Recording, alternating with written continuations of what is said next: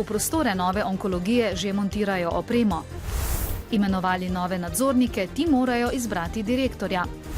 Do novih znanj pomagali 61 brezposelnim osebam.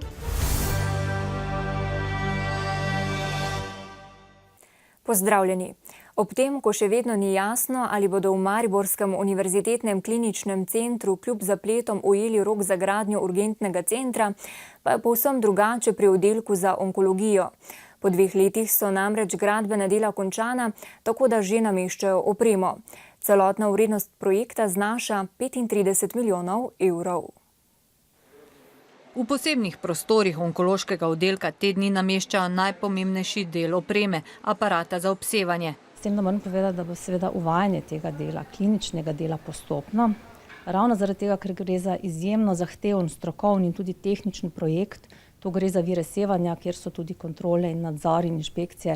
Za postopek umerjanja aparatur bodo tako porabili več mesecev, a onkološkim bolnikom bo že prihodnje leto marsikatera naporna pot v Ljubljano prihranjena. Seveda pa ne bomo pokrili vseh strokovnih področij, tudi v dolgoročnem planu oziroma srednjeročnem. Je predvideno, da se bojo pri nas izvajala obsevanja najbolj pogostih rakov, to so dojka, pljuča, prebavila. Del onkološkega zdravljenja ostaja v okviru Onkološkega inštituta v Ljubljani, od koder prihaja tudi vsa strokovna podpora za izobraževanje kadrov. Naši mladi strokovnjaki se izobražujejo, seveda pa morate vedeti, da strokovnjak na tem področju ne zraste v pol leta. Vsi ti postopki trajajo več let, tako da zdaj nekateri so specializacije že končali, posebej na področju kemoterapije. Najtrši oreh bo izobraževanje medicinskih fizikov. Posebej zato, ker ima Slovenija nenormalno dolgo dobo specializacije za to vrstno delo. Mislim, da traja 7 let. Zdaj čakajo še na razpis Ministrstva za zdravje za preostali del opreme v vrednosti 1,5 milijona evrov. Prav tako potrebujejo še posebno PET-CT napravo, za katero pa za zdaj še nimajo zagotovljenega denarja. Sedaj pa k gospodarstvu. Nigrad, ki je v večinski lasti mariborske občine, je na današnji skupščini dobil nove nadzornike. Njihova glavna naloga bo izbrati novega direktorja podjetja. Spomnimo, Srečko Hvavc je s položaja odstopil avgusta, kljub temu pa bo funkcijo opravljal do imenovanja novega direktorja.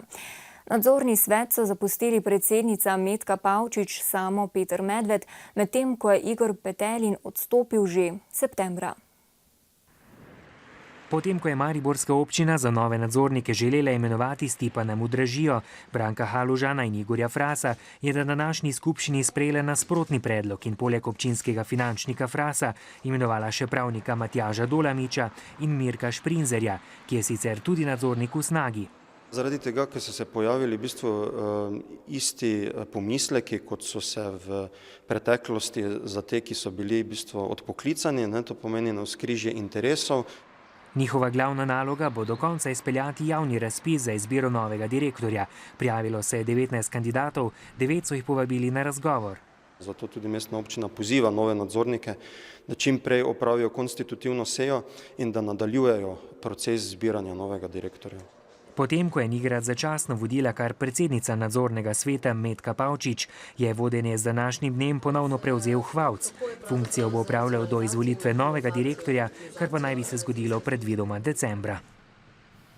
Čeprav so se v ekipi mariborskega župana Andreja Fištravca ob nastopu mandata zavezali, da bodo delovali transparentno, so pri sklenitvi posla s podjetjem Amevi, kot kaže, obljubo prelomili.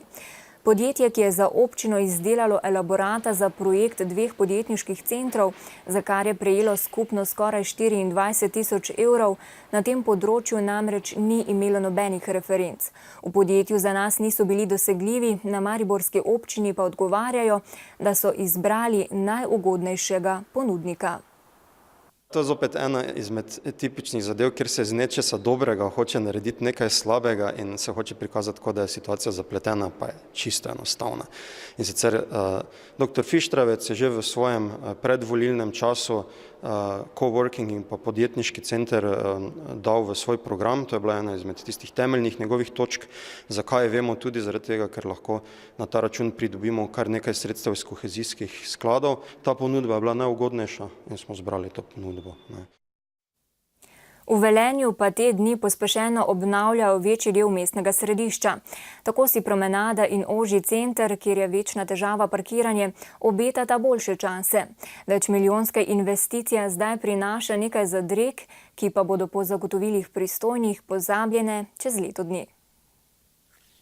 Velenjsko središče je že 30 let zaprto za promet, toliko so stare tudi napeljave, ki so potrebne obnove. Promenada bo dobila novo podobo in še. Nadomestna brv, ki bo nadomestila ta most, bo seveda odpravila to poplavno nevarnost, ki jo ta most pravzaprav povzroča, ker je prenizek. Investicija je težka skupaj z nepovratnim evropskim denarjem okoli 3 milijone evrov. Obnova prinaša začasne zapore. Zaprt je glavni vhod v zdravstveni dom, problemi so s parkirišči. Ker imam ženo invalida, jo moram tja zapeljati, dele čaka na injekcijo. Ni prostora, za parkiranje. A zato bo med zdravstvenim domom in šolskim centrom zrasla garažna hiša. 143 bo parkirnih mest. Čeprav občani opozarjajo, da je zdajšnja oddaljena kakšen kilometer na pol prazna. A bo nova garažna hiša tudi vir dohodka. In to je tudi razlika med to garažno hišo pred zdravstvenim domom, ki bo v lasti Mestne občine Velenje, in garažno hišo na avtobusni postaji, ki je pa last zasebnika. Zaradi prenove imajo nekaj nevšečnosti tudi pešci. Upam, da bo čim prej hitro končano vse. Zakaj pa ne? Naše mesto mora napredovati in tako naprej, ne? Zakaj fabrike ne delajo? Narod pa nima kaj jesti. Župan pomislekom zaradi prenove odgovarja takole. Tudi delo imajo firme, ki sicer tega dela ne bi imele. To seveda pomeni, da imamo delovna mesta. V Velenju so pod projekt zapisali takole: imeli bomo lepi center, prenova pa bo zaključena približno v letu dni. Na mariborski višji strokovni šoli za gostinstvo in turizem so danes podelili potrdila o uspešno končanem izobraževanju za osnovna dela v gostinstvu 57 brezposelnim z območja Maribora, Ptuja in Celja. Gre za prvo tovrstno izobraževanje, ki ga je financiralo Ministrstvo za izobraževanje, znanost in šport. Pridobljeno potrdilo pa je podlaga za pridobitev nacionalne poklicne kvalifikacije. Potrdilo o pridobljenem znanju z področji kuharstva in strežbe je večinoma za mlade brezposelne, ki so se sami odločili za to izobraževanje, eden od korakov na poti iskanja zaposlitve. Dober mesec in pol so spoznavali osnove gostinskega dela. Zelo tako trendovsko je bilo vse narejeno, dejansko visoka kuhinja in to, kaj je trenutno v trendu, ne nekaj stare stvari, ki se ne uporabljajo več. Tako da zelo smo bili zadovoljni. Jaz sem drugače natakar, strežba, ampak sem se zdaj opredelil bolj za kuharstvo, me bolj to zanima. In upam, da bom dobil. Zaposlitev v gostinstvu v primerjavi s številnimi drugimi področji ni tako malo. Ker je konkurenca na trgu dela velika, pa so znanja in veščine zelo pomembne. Več kot polovica usposabljanja je bila zato praktična, izdelana po programu za pomočnika kuharja in natakarja. Zavedali pa smo se tudi, da brezposelne osebe v tem času veliko tudi iščejo priložnosti tudi na tujih trgih in zato smo tudi v naš program vključili strokovno terminologijo, poznavanje strokovne terminologije z področja nemškega jezika. Na višji šoli sicer organizirajo več takih usposabljanj v okviru medpodjetniškega izobraževalnega centra. Nedavno so tako usposobili skupino mariborskih Romov za kuhanje in strežbo v načrtovani romski restavraciji. Na Univerzi v Mariboru pa so danes pripravili slovesnost ob 20-letnici študijskega programa Gospodarsko inženirstvo. Gre za prvi interdisciplinarni študij, ki združuje znanje iz tehnike in ekonomskih ved. Njihovi diplomanti danes zasedajo številna vodilna mesta v slovenskih in tujih podjetjih. Študij gospodarskega inženirstva sta pred dobrimi 20 leti ustanovili Ekonomsko-poslovna in tehniška fakulteta, saj so se že takrat zavedali potreb na trgu dela. Na trgu delovne sile so gospodarski inženirji zelo iskani in skoraj da ne poznam primera, da ne bi si kdo našel službo. Dobre izkušnje pri iskanju prve zaposlitve je imel tudi Boštjan Gorjup, ki danes zaseda vodilno mesto v podjetju BSH Hišni aparati. Poklic gospodarskega inženirja je v tem zahodnoevropskem nemškem prostoru že znan desetletja in je tudi meni pomagalo pri prvi zaposlitvi v Siemensu, kjer je bil poklic že znan. Integrira znanja različnih disciplin, kar pomeni, da prisili študente in kasneje diplomanta, da problematike, s katerimi se sooča, vidi iz širšega aspekta. In mislim, da je ravno tudi z tega vidika en diplomant Ginga zelo pomemben, tudi glede na aktualne probleme, s katerimi se sooča Slovenija. Tudi minister za gospodarstvo je poudaril, da so diplomanti Ginga pomembni za slovenski razvoj. Poglejte, koliko podjetij nam propade zaradi tega, ker se ne zna pravilno obdržati na trgu. Tudi tista zdrava jedra smo izgubili. Na študiju, ki poteka na 3 smereh, strojništvo, gradbeništvo in elektrotehniki, je doslej diplomiralo že več kot 640 študentov.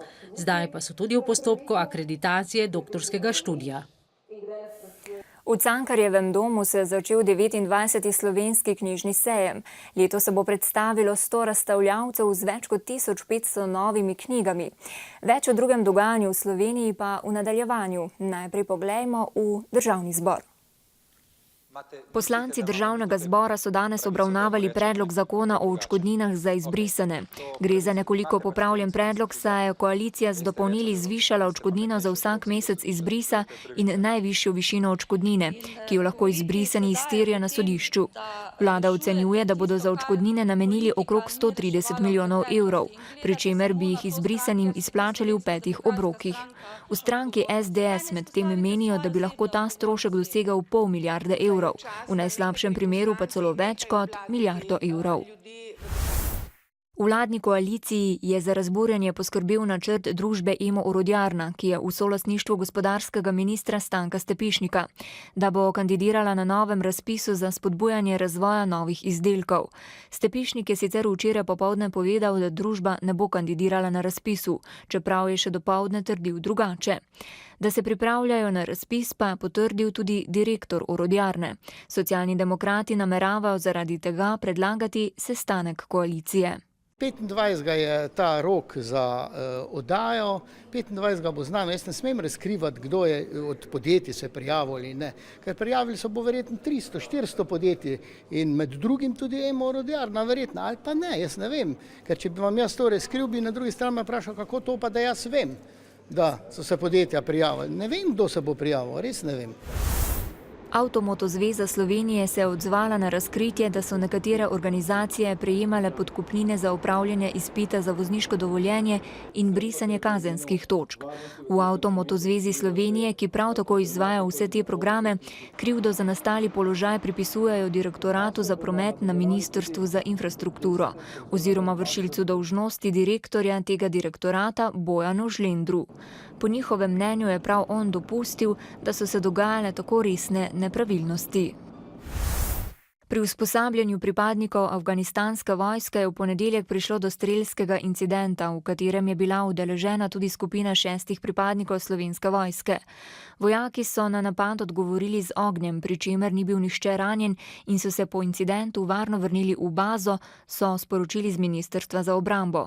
Ob tem so dodali, da se vsi pripadniki slovenskega kontingenta v Afganistanu počutijo dobro. Maribor bo v decembru v znamenju Vilinskega mesta. Gre za novo združeno zgodbo društva Hiša, Zavoda Mars in Narodnega doma Maribor, ki bodo znova oživili mestne ulice in Mariborčane povabili k srečevanju, pogovoru in obiskovanju kulturnih prireditev. Vilinsko mesto bodo začeli spletati že danes zvečer na živih dvoriščih in Gosposki ulici, sicer pa bo glavnina programa od 3. do 31. decembra v mestnem jedru Maribora. In sedaj k lutkovnim ustvarjalcem. Pred kratkim smo v našem dnevniku poročali o predstavi Piskač iz Hamelina. Režisersko-scenografski podpis v prizoritvi daje Japonec Noriyuki Sawa. Že 2 desetletji živi in ustvarja v Evropi, v Mariboru pa smo njegovo lutkovno poetiko lahko spoznavali tudi lani.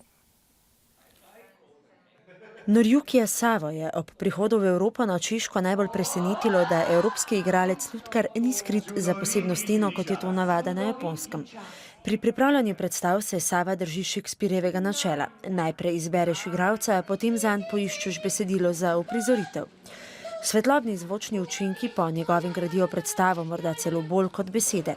Also this Hamelin's case, I asked many things, many different kinds of sounds to technician to make, because we wanted to avoid the explanation by words as much as possible. Instead of text, I wanted to use lights and sound. And they are very expressive, but we have to be really careful. Oh yeah, almost I'm doing both, directing and design. It's quite heavy, you have to do both, but on the other hand, it's easy because you can cut anything, anytime. Sava za svoje predstave navdih črpa iz japonske in evropske zakladnice pripovedk, ne brani pa se niti Shakespearea. No hero, unfortunately.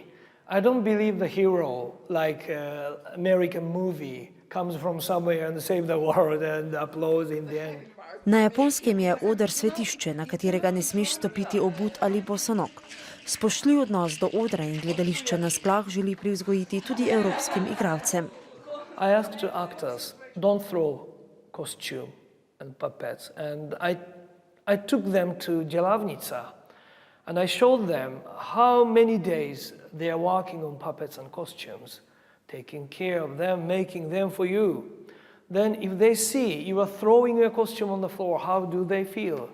Prijetnega sogovornika iz Japonske bomo v televizijskem portretu podrobneje predstavili v oddaji Glasnik prihodnji teden. Pri športu smo. To sezono so v evropskem džiu-džitsu začeli z novim tekmovanjem.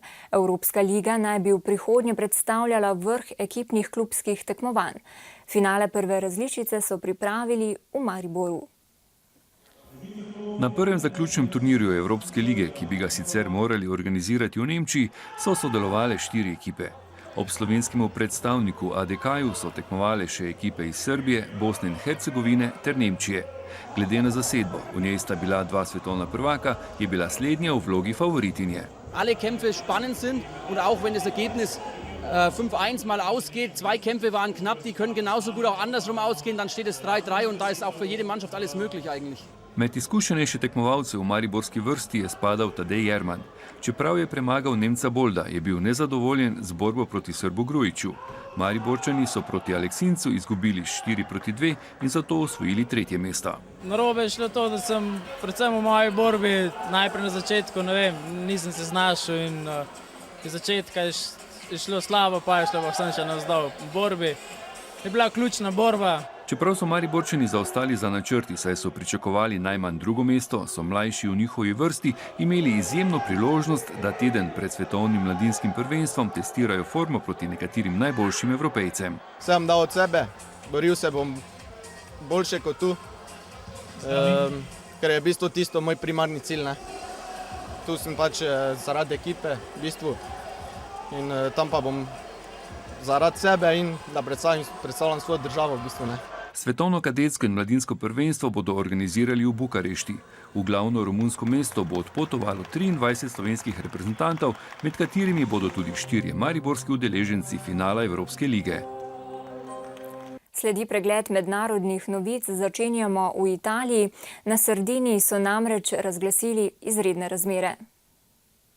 Italijanski otok Sardinija je minulo noč prizadel ciklon Kleopatra, ki je terjal 12 smrtnih žrtev. Na stotine ljudi pa je moralo zapustiti domove. Številni kraji so bili odrezani od sveta, ceste so bile poplavljene, ovirana sta bila letalski in ladijski promet. Na Filipinih številni še vedno čakajo na pomoč svetovnega programa za hrano. Doslej so zaloge riža in visokoenergijskih piškotov dostavili 1,9 milijona ljudem. V Taklobanu je medtem banka v državni lasti začela omejeno poslovati, saj je začel delovati prvi bankomat. Tako bodo lahko ljudje dvignili gotovino in kupili hrano. Po navedbah lokalnih oblasti je v tajfunu umrlo skoraj 4.000 ljudi, 1.600 jih pogrešajo, 18.000 ljudi je bilo ranjenih, 4 milijoni so se morali odseliti z domov. V sredo bo minilo 15 let, odkar je ruska raketa Proton v vesolje ponesla prvi sestavni del mednarodne vesoljske postaje ISS. Od leta 2000 je na raziskovalnem otoku v vesolju stalno navzoča človeška posadka, ki je opravila že več 100 poskusov ter skoraj 200 sprehodov po vesolju, tudi z olimpijsko baklo.